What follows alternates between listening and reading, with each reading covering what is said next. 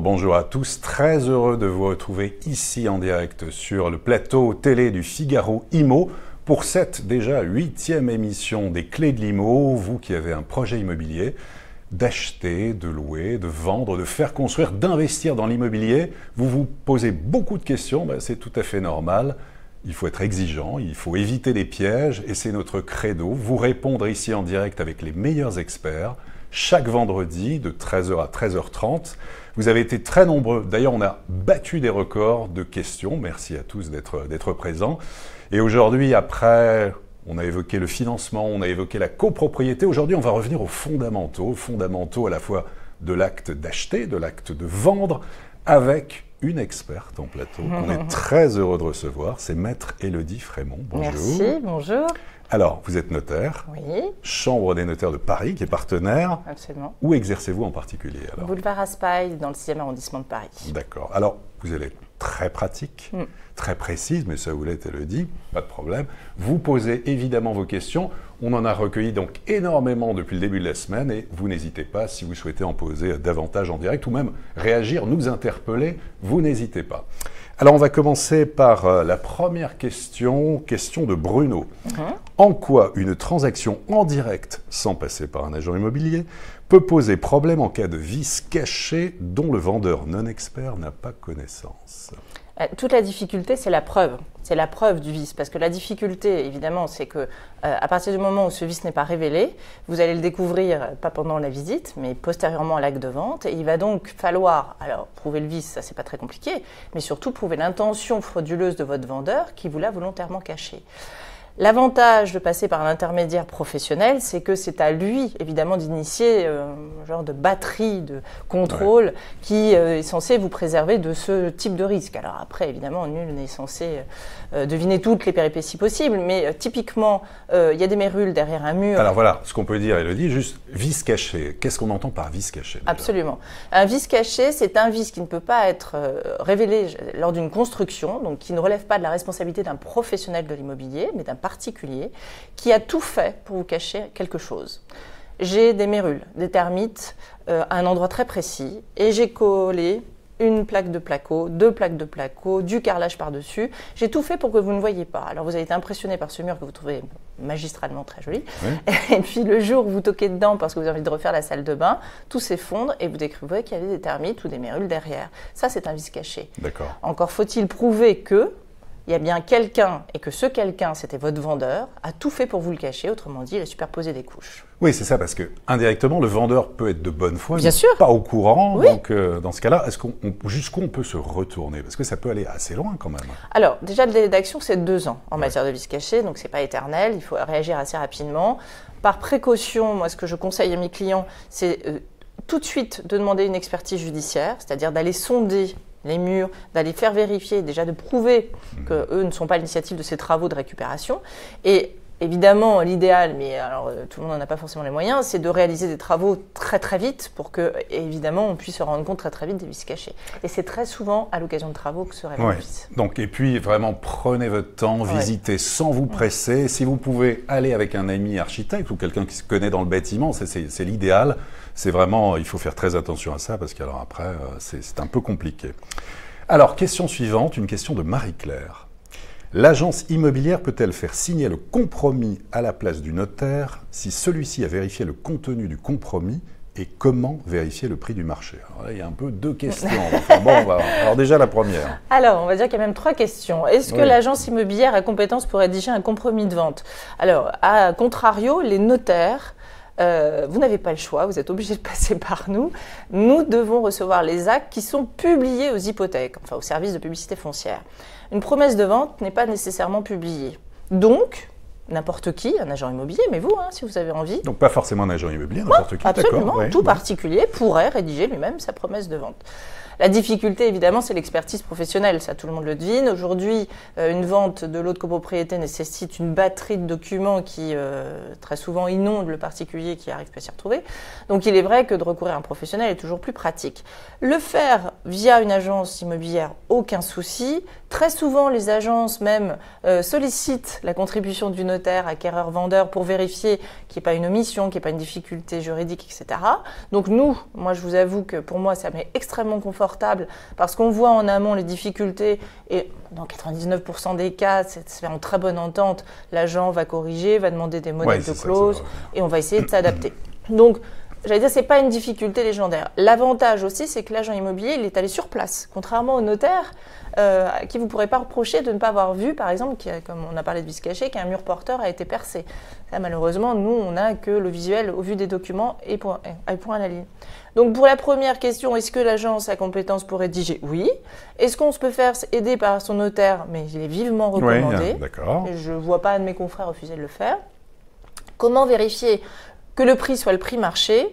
Alors pour ça, vous avez plusieurs indicateurs. D'abord, vous avez un accès via le site Impôts-Gouv des particuliers. Autrement dit, depuis peu de temps, enfin depuis maintenant 2 ans, les services fiscaux admettent que vous puissiez interroger leur base de données pour savoir quel est le prix moyen mètre carré renseigné. La difficulté, c'est le renseigner. Ouais, c'est le renseigner. Voilà, ce n'est pas une obligation systématique. La deuxième bande, de données est alimentée par les notaires et notamment la Chambre des notaires de Paris, qui a un accès limité, qui est excessivement précis puisque c'est non pas par arrondissement, mais c'est par périmètre, par quartier, voire même sur une zone de 100 mètres, 300 mètres à la ronde. Ensuite, vous nous précisez l'année de construction de l'immeuble, l'étage, le nombre de pièces et même les transactions sur 1, 2, 3 ans, selon vos souhaits.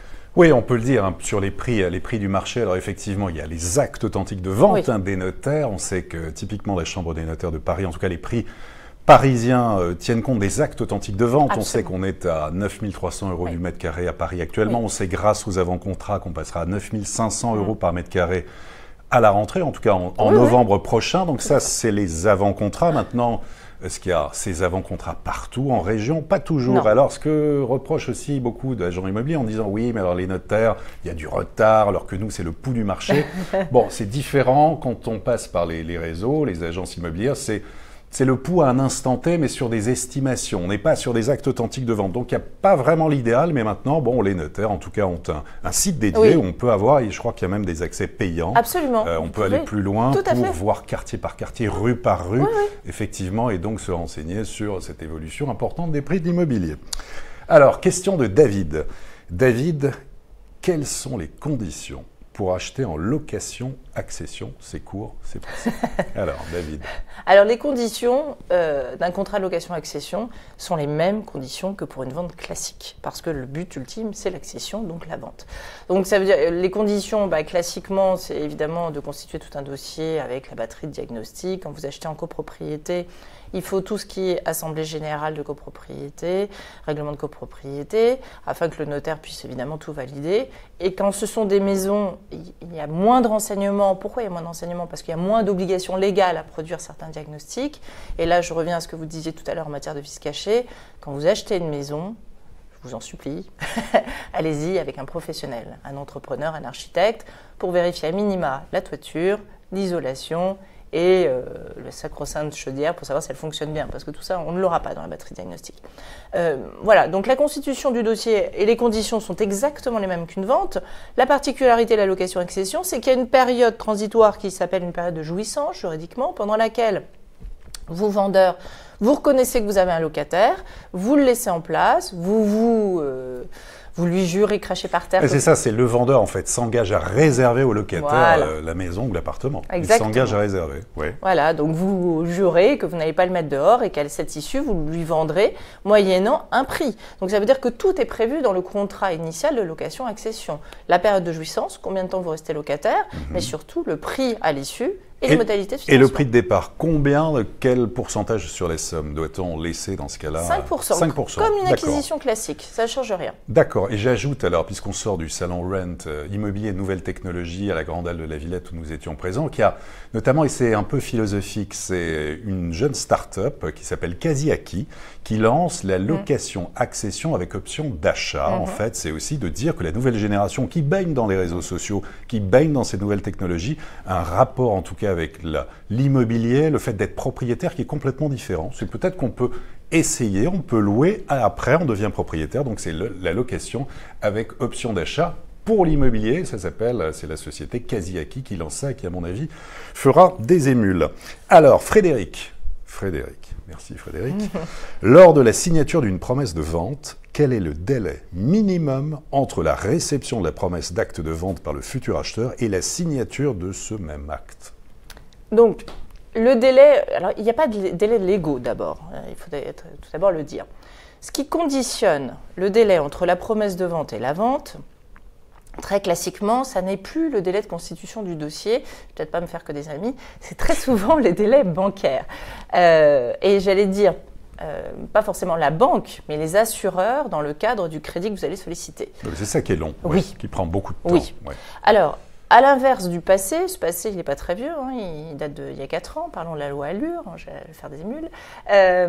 À l'inverse, on pouvait signer très vite une promesse de vente et on constituait, disons-le très honnêtement, le dossier de vente entre la promesse et la vente, et là ça pouvait prendre 1 mois et demi, voire 2 mois. Là on est à l'inverse. Désormais, la quasi-totalité du dossier, on l'a à l'avant-contrat parce qu'il y a une telle panoplie de pièces à produire et à recenser qu'à la vente, on n'a que 2 documents nouveaux. Et ces 2 documents nouveaux sont le dossier d'urbanisme qui se tient très rapidement, en tout cas sur Paris, on peut même l'avoir en ligne, donc c'est vous dire.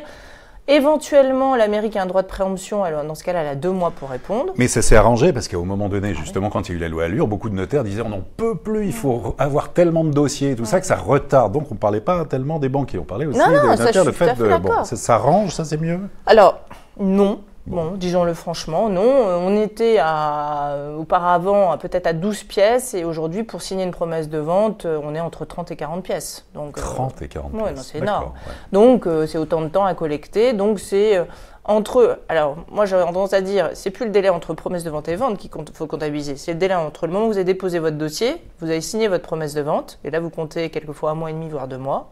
Une fois que vous avez signé votre promesse de vente, habituellement, on prévoit 3 mois. Mais... avec le délai, j'allais dire, d'obtention du crédit, passer 2 mois, c'est tout à fait gérable. Si vous ne faites pas de crédit, en 15 jours, allez signer votre vente. Ça peut aller assez vite. Très bien. Question de Sylvie. Alors Sylvie, est-ce fiscalement pénalisant d'acheter une résidence secondaire? Alors, au niveau des... Il y a différentes fiscalités. Au niveau des droits de mutation, autrement dit des frais d'achat qu'on appelle frais de notaire, ce qui nous hérisse un peu le poil. Oui, à chaque fois. Toujours, on l'a évoqué souvent, ça, mais bon. Voilà. Les droits de mutation. Merci. Il n'y a absolument aucun changement, que ce soit résidence principale, résidence secondaire, absolument aucun traitement différent. Ce qui va différer, c'est la fiscalité, j'allais dire, du quotidien, autrement dit les taxes foncières habitation.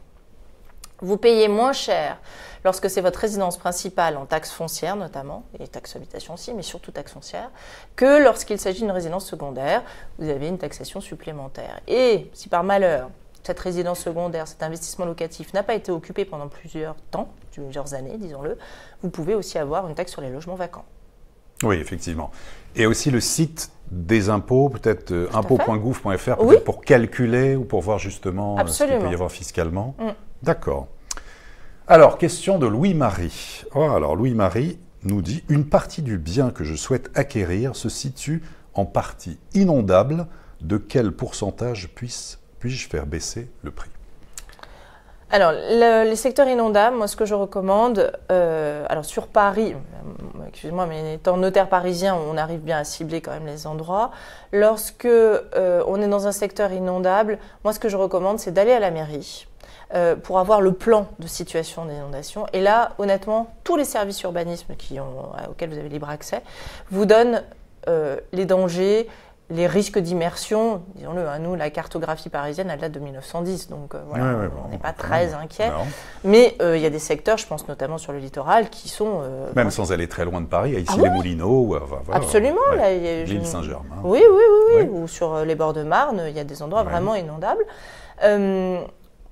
moi, je ne suis pas non plus agent immobilier, mais il est vrai qu'il y a une tranche enfin, il y a un pourcentage de négociation au vu des réparations que vous allez malheureusement, je parle au niveau de l'isolation, être obligé de refaire, pas de façon quasi annuelle, mais en tout cas triennale ou quinquennale. Et ça se budgétise et ça fait partie du prix. Oui, alors ce qu'on peut dire, Élodie, c'est qu'il n'y a pas vraiment de grille légale, en tout cas pour faire baisser les prix, mais il y a des signes. Il y a des signes qui peuvent montrer qu'un bien immobilier est négociable. Alors plusieurs, il y a le bien qui est surcoté comparé au prix du marché, ça on peut négocier. Le bien est mis en vente depuis plus de 3 mois. Ça c'est un signe, quand vous voyez sur un site internet, ça fait 3 mois qu'il est là, qu'il y a toujours cette maison, ça c'est un signe que vous pouvez demander à baisser le prix. Le bien comporte des défauts, type étage élevé à partir du 4e sans ascenseur. Là aussi, on peut demander peut-être de baisser un peu. Des nuisances, pas lumineux. Le logement a besoin d'être rénové. Alors typiquement, là aussi, on peut dire, attendez, vous êtes un peu gourmand. Et puis la performance énergétique, c'est important aussi. Tout ce qui est vert, de l'habitat qui est au plus bas, typiquement les étiquettes énergiques F et G, ça veut dire qu'il y aura des travaux derrière. Et c'est très important en matière de consommation énergétique, c'est la valeur verte du logement, donc ça aussi, faire très attention. Mais donc comme ça, il y a plusieurs signes qui peuvent vous donner des indications qu'un bien immobilier est négociable. Question suivante, alors Nicolas nous dit « Une offre d'achat signée par les 2 parties constitue-t-elle une vente ferme? Dans ce cas, si l'acquéreur se rétracte, puis-je le forcer à acheter en la signant en justice ?»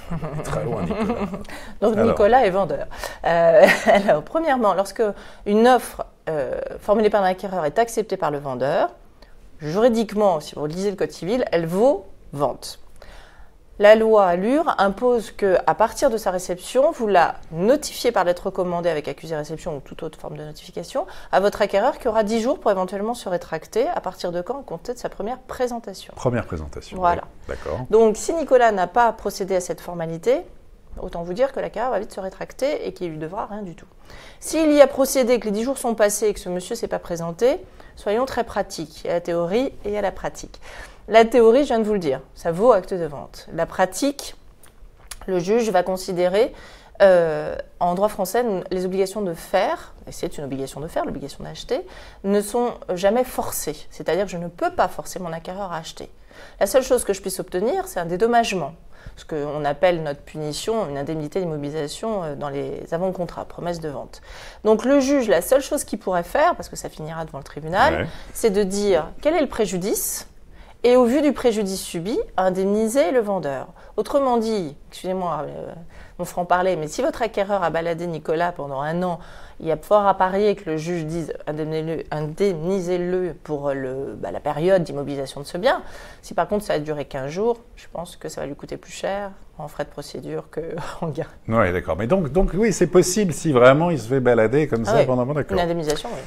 Alors, question de Jen. Un report de signature est-il possible, surtout si la banque a mis plus de temps que nécessaire pour constituer le dossier, demande de documents faite au compte-gouttes, donc retard dans l'analyse d'un dossier, sans aucun problème de financement. Voilà. Le retard, ça doit vous arriver très souvent, c'est fréquent. Très fréquent. Tout simplement parce que les offres de prêt ne peuvent être émises qu'une fois, et ce qui est normal parce que le taux d'intérêt, ils ne peuvent pas le calculer, qu'une fois le passage assurance terminé, autrement dit une fois que l'assurance a validé qu'il n'y avait aucun pépin de santé. Donc première étape, c'est ce dossier assurance, et si malheureusement, ne serait-ce qu'en sérologie, vous avez un petit taux au-dessus de la moyenne, ça va nécessiter des examens complémentaires, et bingo, ça retarde le délai. Alors il y a 2 choses. Il y a d'abord les clauses de l'acte qui prévoient précisément ce que vous devez faire si vous ne respectez pas le délai, et dans 99% des cas, on prévoit une prorogation, c'est-à-dire qu'il faut que votre vendeur soit d'accord pour rallonger ce délai d'obtention de crédit. D'accord, il faut qu'il y ait l'accord, en tout cas, du vendeur. Tout à fait. Deuxième possibilité, votre vendeur qui respecte les termes de la promesse de vente dit « Moi, je vous ai mis 60 jours pour me produire l'offre de prêt, vous ne l'avez pas respecté, je suis désolé. » Vous avez 2 possibilités, soit vous levez la condition suspensive, vous y renoncez, vous dites « Écoutez, je fais mon affaire personnelle du financement et j'achète quand même. » Dans ce cas-là, il faut le faire. Ou deuxième possibilité, vous dites, moi, hors ce financement, je ne peux pas acheter. Et auquel cas, vendeur et acquéreur retrouvent leur liberté. Et on voit effectivement, souvent, c'était Maître Domblinski ici même qui nous disait, et on l'évoquait avec notamment un père de famille et sa fille de 8 ans qui s'était retrouvée à la rue parce qu'ils avaient vendu déjà leur appartement, qu'ils attendaient, qu'il y avait une signature qui était comme ça, retardée. Tout le monde n'a pas la chance ou d'avoir des parents qui puissent héberger. Enfin bon, des situations très complexes et ça doit vous arriver souvent, c'est des retards de signature mais c'est bien, en tout cas, de le préciser. Alors, merci en tout cas, en direct, vous n'hésitez pas, vous posez vos questions, Figaro Immo vous répondre, vous qui vous posez ces questions sur l'achat, la vente, chaque semaine, le vendredi, en direct avec un expert, Maître Élodie Frémont, aujourd'hui de la Chambre des notaires de Paris.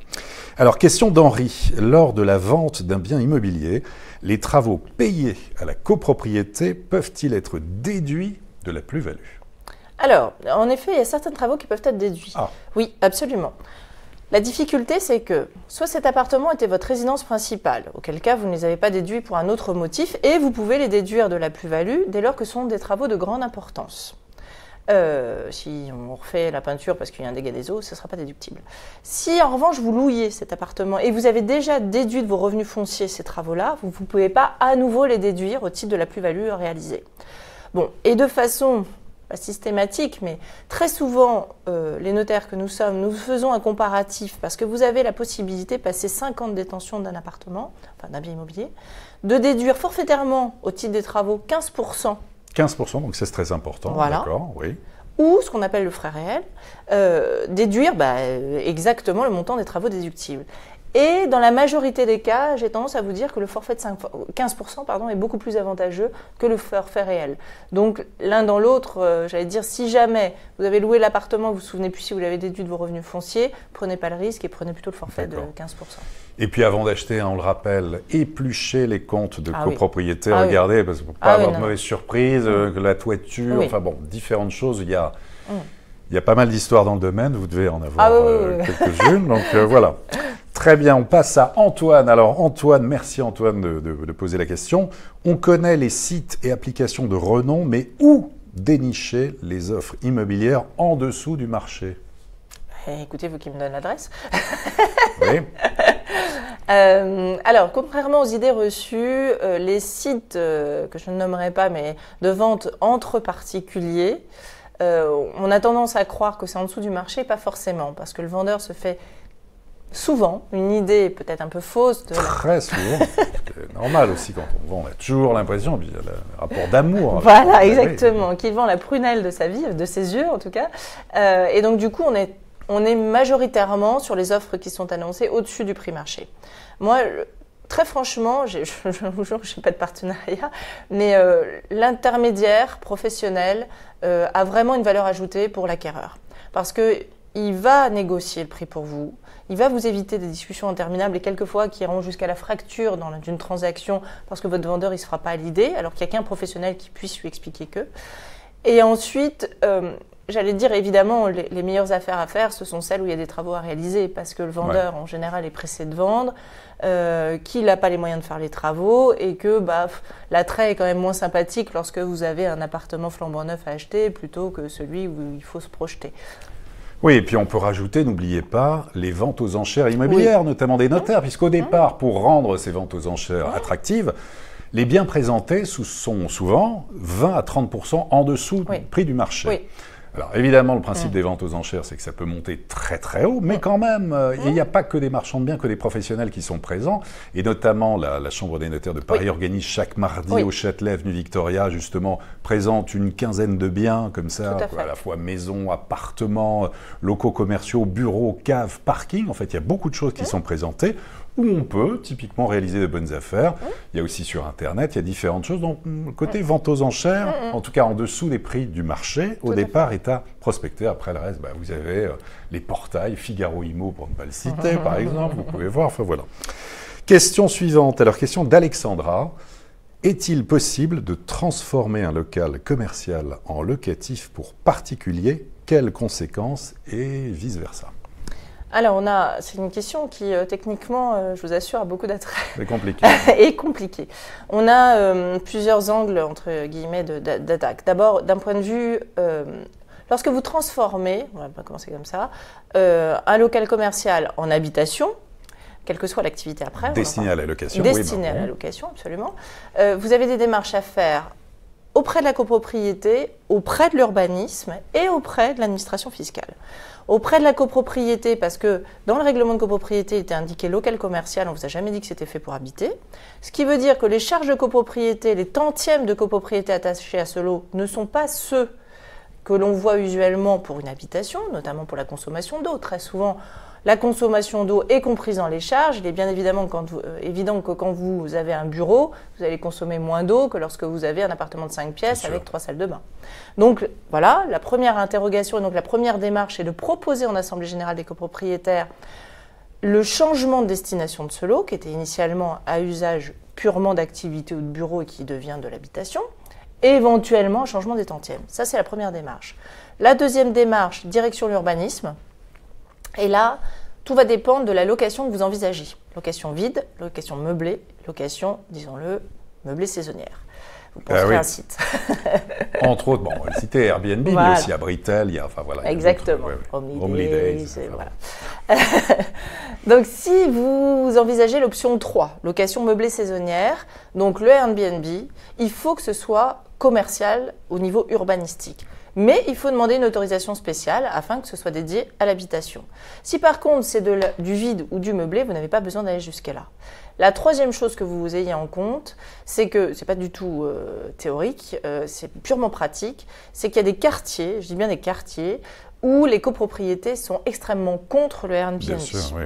Et ne manqueront pas de vous dénoncer pour faire en sorte que cette habitation soit résiliée, enfin qu'on ne la voit plus sur la carte certains arrondissements. Il n'y a pas qu'à Paris d'ailleurs, il y a non. Bordeaux, à Lyon, enfin on voit que déjà les règles se durcissent déjà. Tout à fait. Pour ces plateformes de location touristique saisonnière. Voilà. Donc sur la location meublée saisonnière, si vous envisagez ça, et très souvent sur un rez-de-chaussée c'est ce qu'on envisage, il faut savoir que vous avez des taxes supplémentaires à payer, disons-le l'équivalent d'une activité hôtelière, et que malheureusement, vous pouvez, là c'est pas du tout du droit, en pratique, vous heurter de façon quotidienne avec votre copropriété qui, un jour ou l'autre, va vous faire céder et vous allez arrêter le Airbnb. Très bien. Alors on va prendre une question, en direct qui arrive. Question live de Gian. Merci Gian. Avant de signer le compromis, on me demande de fournir le plan de la future maison avec les conditions de prêt de la banque, plus mon apport. Est-ce que c'est normal ? Alors, il y a des questions qui sont posées par les vendeurs qui dépassent la raison et qui dépassent évidemment le cadre légal. Autant votre vendeur a le droit de vous demander, parce que vous allez peut-être le mettre en condition suspensive, si vous achetez un terrain et que vous construisez une maison dessus, que vous ne lui montiez pas une usine à gaz. Si vous mettez sur un terrain qui fait 300 mètres carrés en conditions suspensives, je veux un permis de construire pour construire 10 000 mètres carrés, il est bien évident que votre vendeur va vous dire, là, on est en train de me balader et on va me faire capoter mon affaire. Donc, ce n'est pas très intéressant. Donc, que le vendeur vous réclame votre projection avec les plans et éventuellement le dossier architecte, moi, ça ne me choque pas. Enfin, il n'y a pas que moi, d'ailleurs, ça ne choque pas. Dans les conditions de financement, qu'on vous demande juste une simulation en disant, voilà, est-ce que vous avez bien avancé sur votre dossier ? Pas de problème. Qu'on vous demande les revenus nécessaires au financement, ça c'est fortement interdit et c'est légalement interdit. Voilà la réponse de Maître Élodie Frémont à Gian.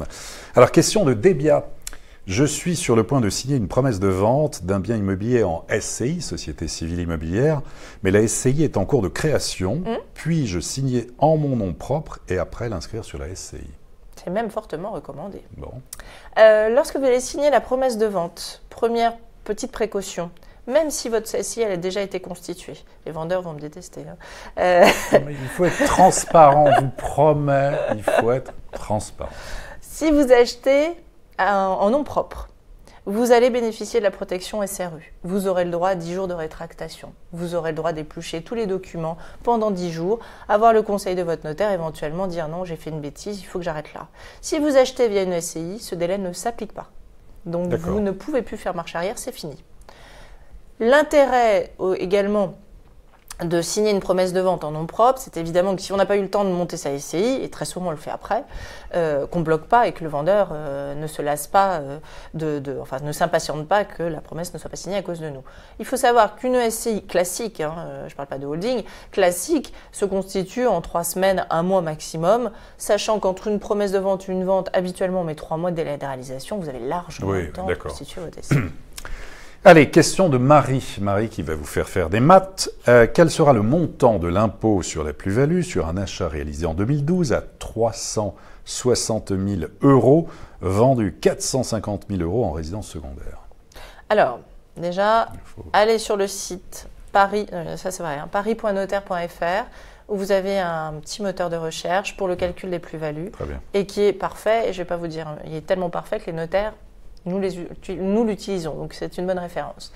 Alors, il faut savoir que pour le calcul de la plus-value, vous prenez évidemment le prix de vente, en l'occurrence 400 000, vous déduisez de date à date, attention, hein, de date à date. 360 000 au départ. 360 000, voilà, les 360 000 €. Donc, vous ne pouvez pas déduire une année entière. Si vous avez acheté courant 2012, non, en décembre 2012, et qu'aujourd'hui vous revendez en octobre 2018, vous perdez une année. Bien sûr. Donc, attention, c'est vraiment de date à date. À ce prix d'achat, entre guillemets, quand vous avez acheté, vous allez pouvoir déduire, passer 5 ans de détention, ce qui est le cas, 7,5% pour les frais, plus 15% pour les travaux, comme on l'a dit. Et la différence constitue pour partie l'impôt sur le revenu et pour partie des prélèvements sociaux. Très bien, bon, c'est clair. Allez, on va prendre une dernière question, question de Bernard.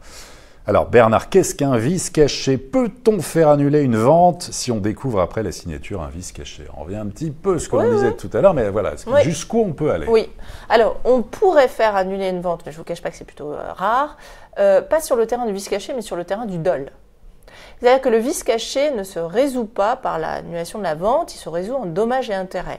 C'est-à-dire que vous m'avez caché quelque chose, ça préjudicie à la jouissance du bien et par ici la monnaie pour refaire des travaux, m'indemniser du préjudice. Je n'ai pas pu habiter la maison pendant 2 ans, le temps de refaire les travaux, etc.